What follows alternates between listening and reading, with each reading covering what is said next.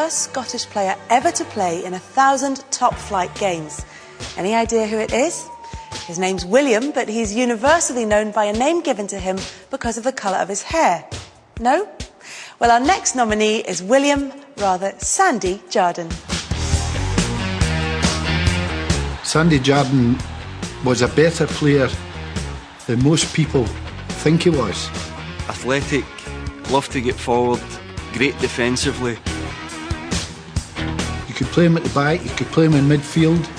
In fact, I think a couple of times he played up front.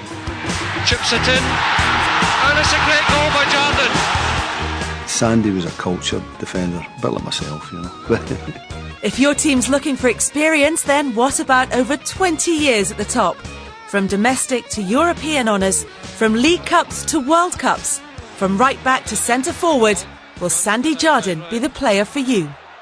I was signed for Rangers as an inside forward and started to play in the third team when I was 16, and I played, believe it or not, sweeper. Then he moved me up to the midfield, and then I got in the reserve team at midfield, and then broke into the first team as a midfield player. And eventually somebody felt that he'd make a good fullback.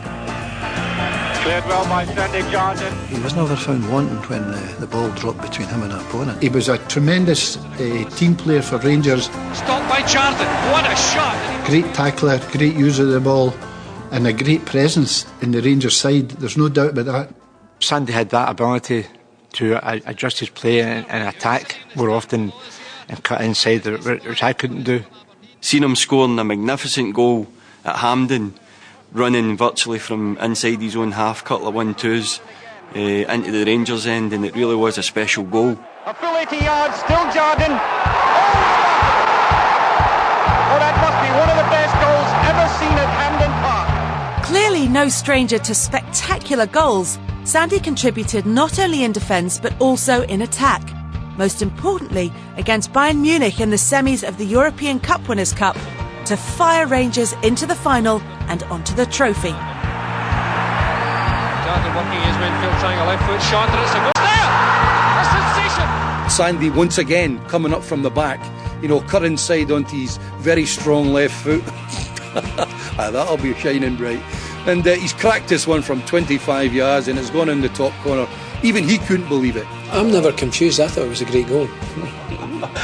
Internationally, Sandy won 38 caps and played in all of Scotland's 1974 undefeated World Cup campaign.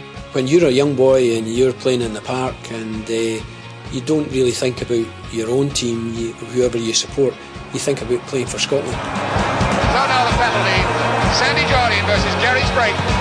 He's got it.